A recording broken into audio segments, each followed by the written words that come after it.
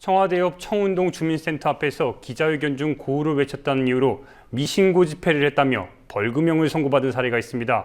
경찰이 신고가 필요 없는 기자회견을 미신고 집회로 만들어서 지역의 풀뿌리 단체를 위축시킨다는 지적이 이어지고 있는데요.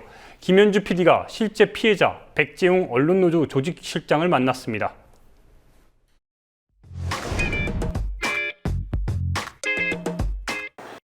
총 기자회견을 진행한 시간이 35분 정도 진행을 했고요. 그 기자회견 말미에 한 10분 정도 남겨두고 구호를 외쳤다라고 하는 이유로 집회에 해당한다라고 해서 미신고 집회로 해서 집시법 위반은 유죄로 인정을 받았고요. 벌금 100만 원은 어쨌든 해산 명령 받고 신속히 해산했고 뭐 이런 것들 정황을 참작했을 때 벌금 100만 원은 가하다라고 해서 50만 원은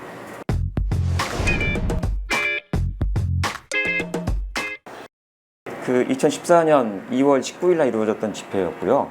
2.25 국민파업을 앞두고 했던 집회였었고, 그리고 박근혜 대통령의 대선 공약이 이행되지 않는 시점에서 그러니까 공영방송 지배구조 개선에 대한 대선 공약을 이행하라라고 하는 촉구하는 집회 기자회견이었었는데, 그러니까 당시 종로경찰서의 경비과장으로 부임되는 사람들이 실제로 정권에 굉장히 좀 충성도가 높은 사람들을 중심으로 해서 아마 돌렸던 것으로 알고 있고, 실제로 청와대 주변 인근에서 이루어지는 모든 집회 시위에 대해서 굉장히 좀 강압적으로 지금까지 있어 왔던 것과는 달리 굉장히 좀 폭력적이고 강압적인 방식으로 사실은 관리를 해왔던 것으로 알고 있습니다.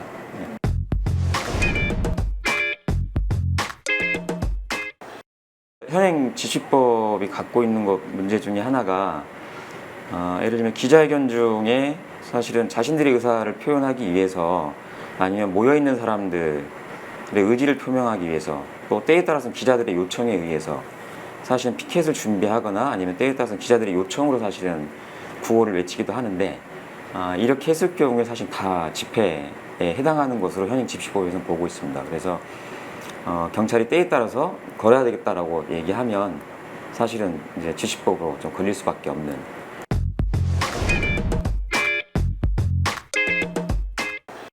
지난번 저희 기자회견 할 때에도 맞은편에서 어쨌든 보수단체 어르신들이 집회를 상당한 규모로 상당한 소음과 함께 진행을 했었는데 이거에 대해서 경찰이 이후에 어떻게 판단을 내리고 그리고 검찰이 기소를 하는지 안 하는지 그 추이는 어쨌든 지켜볼 계획입니다.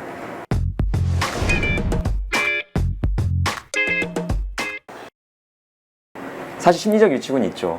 네, 어쨌든 이제 그 재판을 앞두고 있는 상황이었기 때문에 혹시 그날도 예를 들면 구호했다라고 하는 이유로 다시 이제 검찰에서 예를 들면 기소를 하거나 이럴 경우에 가중처벌이 가능하기 때문에 위축될 수밖에 위축 안 됐다라고 하면 좀 거짓일 것 같습니다.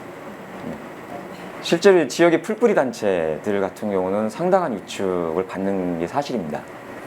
그러니까 일례로 지역에서 송파에서 벌어졌던 일인데, 송파에서도 자치단체 앞에서 기자회견을 진행을 했고, 이 기자회견에서 구호를 외쳤다라고 하는 이유로 거기도 지시법으로 해서 당시 기자회견 그 사회자와 단체 대표자가 벌금형을 선고받은 사실이 있거든요.